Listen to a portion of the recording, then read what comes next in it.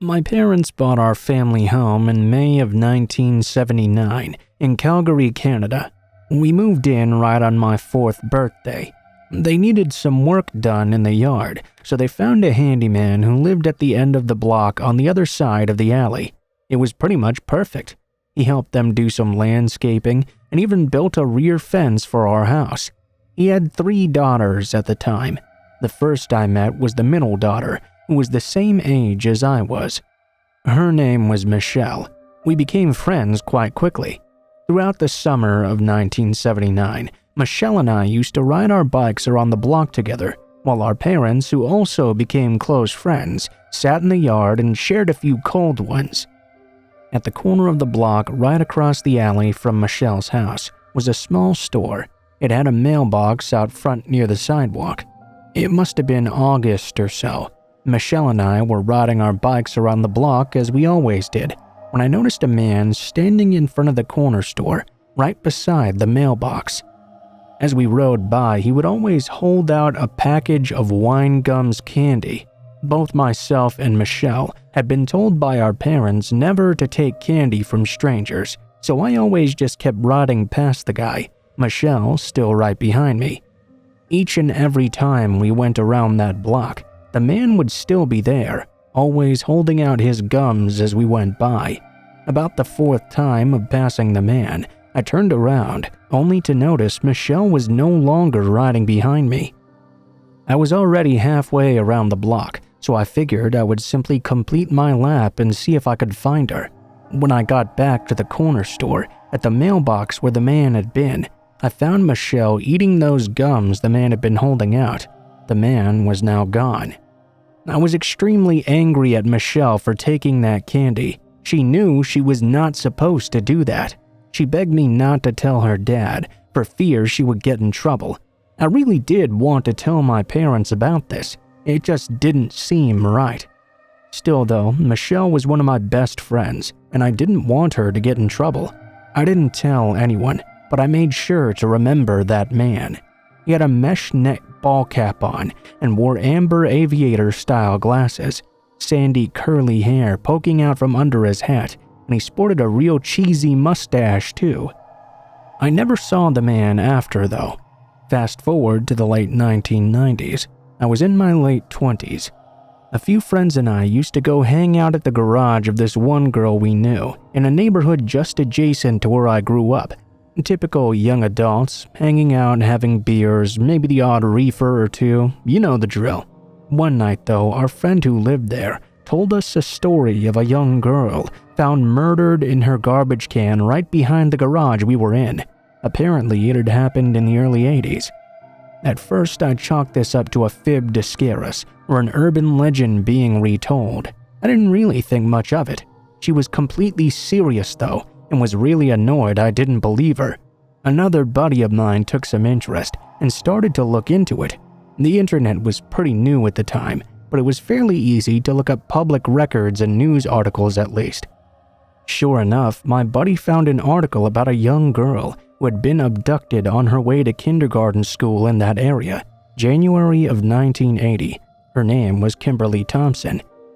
It was revealed she had been grabbed by someone, drowned in a bathtub, and then her body dumped in the garbage behind the house of where our friend lived, the one who told us the story in the first place. Turns out the guy was named Harold Smeltzer and was arrested for her murder, found guilty and sent to prison. When my buddy started to dig a little bit deeper, he showed me pictures of Harold Smeltzer in the newspaper from his arrest. I nearly shat myself. It was that very same man who had been holding out that candy that my friend Michelle had accepted all those years ago. Smeltzer had also admitted to having assaulted several other girls between the years of 1975 and 1980. To this day, I still feel haunted by this story. I wonder if he only left because he saw me coming back around the corner or something. I often wonder, had I only told my parents, who might have alerted the police, if there may have been a way to avoid that horrible murder of that other little girl. It's a disgusting feeling to know I was right there in the summer of 1979, and that guy was the guy handing out candy. What was he thinking when he was staring at us all those times? As a twist ending, which is also true, my best friend went to prison in 1996 and actually served time with Harold Smeltzer. Smeltzer was granted parole in 2016. It makes my skin crawl, myself being a father of a young daughter.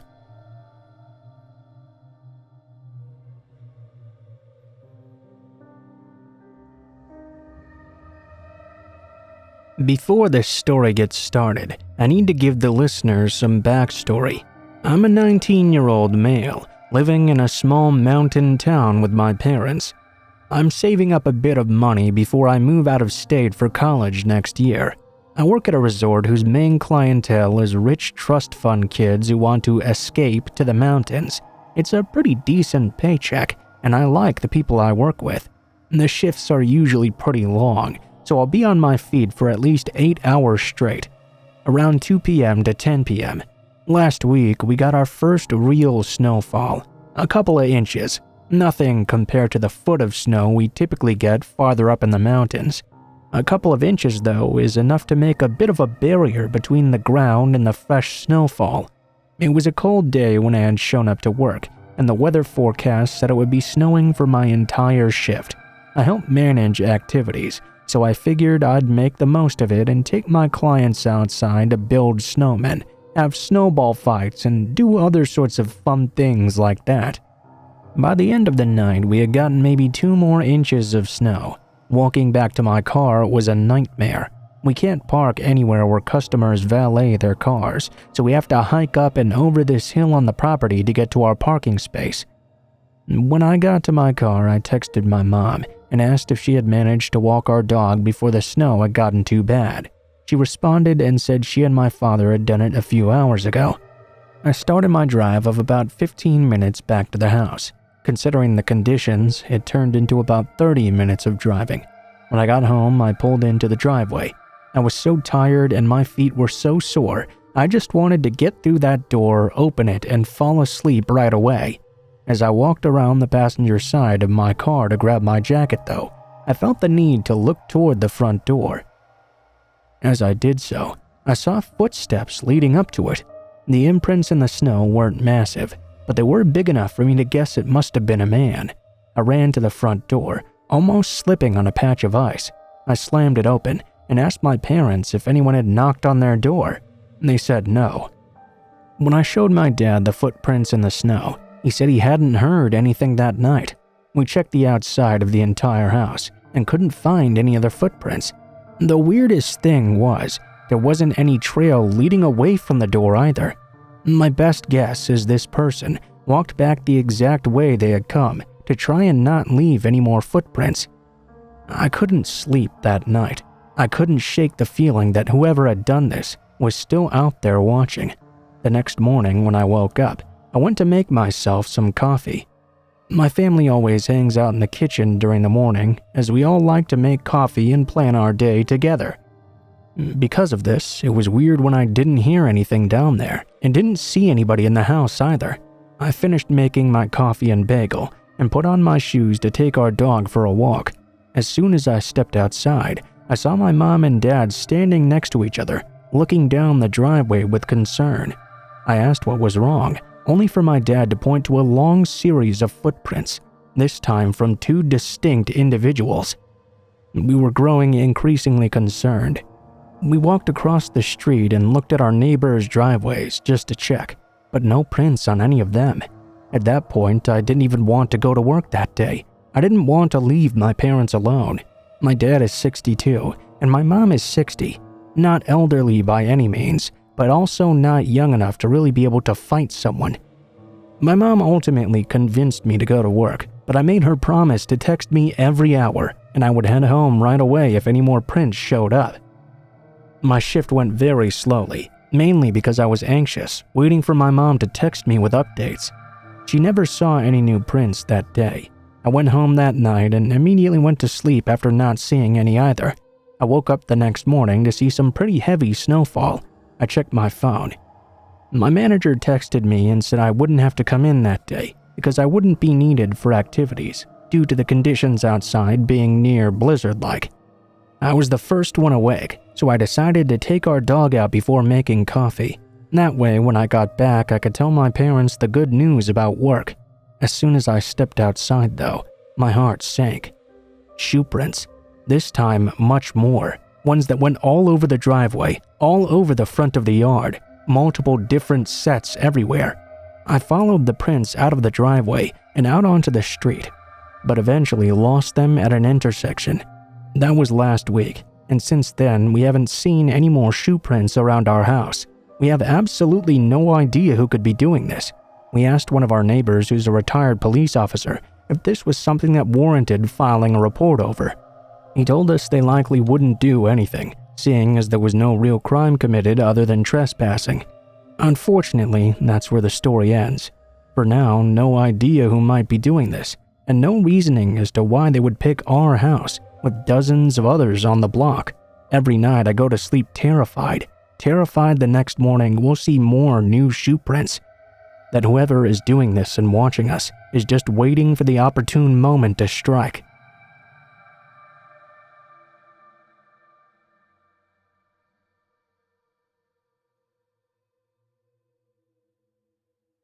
This happened a long time ago, but it still haunts me. When I was a young woman, I used to live in a beautiful old apartment with big rooms, hardwood floors, and lots of light. I didn't own much, but I was really comfortable there, even though it didn't have any air conditioning and I couldn't afford to buy a room air conditioner either. The rent was fairly low and the neighborhood was quiet. There was only one neighbor in my hallway, who I never saw because I worked days. She was a midwife and was never home at night. The only other door in this hallway was a small business that was only open 9 to 5. I did have a roommate, and we both had our own bedrooms. It was a fairly nice neighborhood, but it was right on the train line from the city. We were all careful to keep the front door double and triple locked. The apartment was in this big old brick multi-story building from the 1930s, about 50 units, I believe. The building was set into a hill, and our apartment was on the first floor. My bedroom was in the very corner, so it had 2 big windows. One was right around ground level. I kept that one closed, locked, and curtained at all times. The other window was 2 stories over a tiny rear parking lot. Underneath it was a below-ground entrance to the basement, surrounded by railings. I wasn't really worried about someone getting in through that window.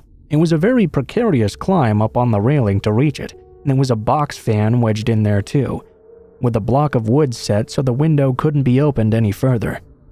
One night, I noticed that someone down below seemed to be looking up into my bedroom window from that small back parking lot. I quickly shut off my lights and closed my curtains, which were open to let the breeze in from the fan. When I checked again, no one was there, and I told myself it must have just been nothing. The next night, my roommate was gone, so it was a bit quieter than usual. I checked the parking lot, and it was empty. I still kept the lights off though while getting ready for bed. I had a strange feeling. I watched some late-night TV and then turned that off. Thank God I was not able to sleep for a while, tossing and turning in the heat. Just as I was about to drift off, I heard a little bit of noise. Outlined in the window was a person squatting outside, trying to silently remove the box fan. I jumped out of bed, stupidly taking the time to pull the sheet up with me. I had gone to bed without wearing anything due to the heat, and I didn't want to run out wearing nothing. I ran for the front door, only to hear the person in the window behind me kick the fan and jump into the room. I got to the front door ahead of them, but had to fumble to get all 3 locks open at the same time. I finally got them open, just as the man was a few steps behind me. The hallway outside the apartment was brightly lit, but completely empty. I realized I might not make it to the front door without him catching me. Even though she was never there, I took a chance and banged on the midwife's door. I screamed for her to help me. To my surprise, she was home. She opened it right away and pulled me inside, slamming the door behind me. We called the police, and they sent out 2 cops who looked to be about 14 years old. They checked my apartment to be sure the guy was gone.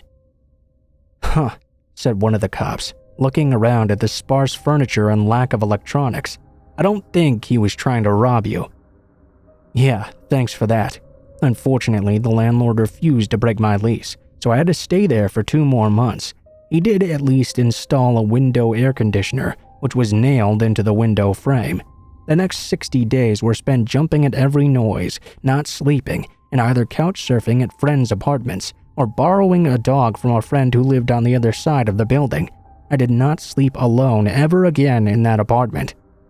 After that, I only ever rented units above the first floor. Eventually, I simply moved into a house with my large, imposing husband and got myself a series of noisy dogs as well.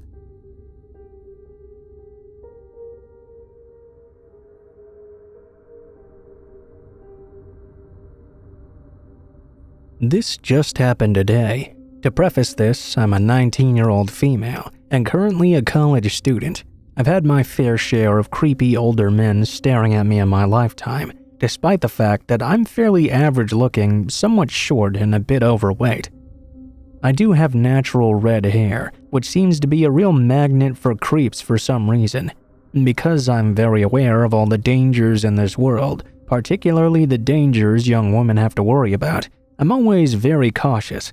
I take pepper spray with me everywhere I go, and today was no exception. Luckily, it didn't end up getting to the point where I would have needed it, but I have a feeling if I hadn't listened to my gut, I very well might have. You never know what the crazy people in this world might do. Anyway, now that that's out of the way, I can get on with the actual story. This afternoon between classes, I decided to go for a walk around a lake that's in the same city as my university, about 10 minutes away. I intended to sit at a picnic table with my journal and write while I was overlooking the beautiful lakeside scenery. I like to write while enjoying nature. I find it very calming and inspiring. I still live with my parents in a small town about half an hour away, so I drive to school every day I have classes. I drove to the parking lot by the lake and pulled into a spot. While I was parked, I sat in my car and ate the lunch I had packed. When I finished, I put my journal and a pen inside the big pocket of my coat and began to walk down to the lake. I knew that if I sat down first, I wouldn't want to walk any farther, mostly because it was considerably cold outside. There was a sidewalk that went around the lake. It was about a mile to walk all the way around. Normally, I would do this walk a couple of times, but since it was around 30 degrees or so, and I wanted to ride outside for a bit afterwards, I didn't want to be there long enough to catch hypothermia or something. I decided I would only go around one time today. I enjoyed that little walk. It was a pretty lake with hundreds of geese frolicking the area. There was a bit of snow on the ground from the night before as well. It was a pretty calming experience. I only saw a few other people during that time, an older couple with their dog, a woman who appeared to be a few years older than me who was also walking her dog, and a man walking around the lake talking to himself. As you can probably guess, that lone man is the one I'm writing this story about. At first, I didn't really think anything of him. I assumed he was there to get some exercise like everyone else. He was wearing a red tracksuit after all. I didn't get a good look at his face because I don't like to stare at people in public, especially when I'm by myself. I usually just keep my head down. From what I did get to see, he was in his 40s. He had a darker complexion and was a bit shorter than I was. He had a medium build, and nothing about his demeanor threw me off at first glance. Basically, he looked like the most perfectly average guy you can imagine. The first time I passed by him, I was about 1/4 of the way around. He was walking the opposite direction from me.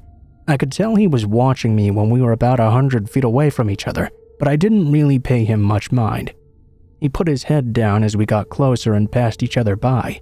I've always believed my intuition to be pretty accurate. That being said, I got a strange feeling when he walked past me. I thought I was just being paranoid though. I mean, that's how I usually am after all. So at first, I brushed it off. During my walk, I frequently looked out over the rest of the lake because I liked the view. I could usually see the people I had previously mentioned, except for the occasional tree blocking my view of them. The next time I passed that man was about 2/3 the way around. This time was pretty much the same.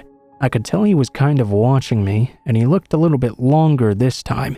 Eventually, he looked away as we passed each other though. Like I said, I only walked around once at normal speed. I figured the man was probably running part of the time, since I had seen him twice already. When I saw him though, he was walking about the same pace as me. It was a bit strange that every time I happened to look up and see him from across the lake, he was never running. Every time I saw him, he was walking approximately the same speed I was.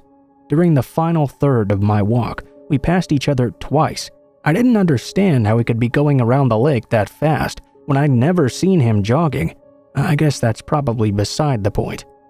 As I was nearing the very end, I saw him again. He looked up at me, then looked back down. He could probably tell I intended to walk to the pavilion where the picnic tables are, not toward the parking lot or around the lake another time. He sped up a bit, walking about 15 feet in front of me. He made his way to the parking lot as I made my way to a table. I thought about just going back to campus. My paranoid self did not want to walk to the parking lot though, at the same time as this man. I knew I was probably overanalyzing, but I figured I would just wait until he left before making my way back to my car. I sat down and got situated. I saw him get into a gray Honda sedan which was facing me. I got out my notebook and began to write. As I started though, I couldn't help but look up every couple of minutes. I could feel the man's gaze piercing into me. After 10 minutes had passed, I was confused why he hadn't left yet. He was just staring at me the entire time. I figured I would give him the benefit of the doubt though, and just wait for a few more minutes. When 10 more minutes had passed by though, and he had still not left, he was still looking in my direction. At this point, I was getting a little bit creeped out. I wanted to leave. I realized though that in order to get to my own car, I would have to walk right past his, and I really didn't want to do that. I checked the time on my phone and realized my dad had recently gotten off work. He worked on campus, which was about 10 minutes away like I said earlier. I decided to call him. He didn't pick up. I tried again and he still didn't pick up, so I assumed he was driving. Then I called my mom. She picked up after a few rings. I explained the situation to her and she suggested I walk back to the car while on the phone with her so she could make sure I at least got there safely. For some reason, I just couldn't bring myself to do that. There was a sinking feeling in my stomach. I felt something bad would happen if I walked past him. I tried to call my dad again. Luckily, he answered this time. He was at the grocery store right down the street actually, and said he would be there in 2 minutes. He had not felt the vibration of my calls because he was driving to the store at that time. My dad's car pulled up and he got out and made his way over to me. He looked at the man in his car as he walked past him. I hugged him, thankful he was able to make it there so quickly. Yeah, I don't know, that guy looks pretty sketchy. It looks like he's waiting for you or something. When I walked past his car, he looked down at his lap and tried to hide from me. This really creeped me out. My dad walked me back to my car and told me he would follow me back to campus to make sure I got there safely. When I was pulling out of the lot, I looked into my rearview mirror. I could see the man's head was now up. He was clearly facing our direction, staring at both of our cars as we exited the lot. I'm kind of glad I couldn't see the look on his face as he watched us leave. I probably would have been more creeped out if I would have. It seemed like he might have been angry that I had not walked back alone to my car and I'd gotten my dad involved. If he hadn't been caught hiding from my dad as he walked past him, I probably would have thought I was just overreacting. For the rest of the day though, I couldn't ignore the feeling I just avoided something very bad. If my dad hadn't been so close, who knows what would have happened. Maybe this man saw me as an easy target for a robbery. Or maybe, as my best friend speculated, he wanted something worse. My dad and I talked about this incident more later, and he said he was glad I didn't try to walk back by myself. He also told me not to go to that lake alone anymore.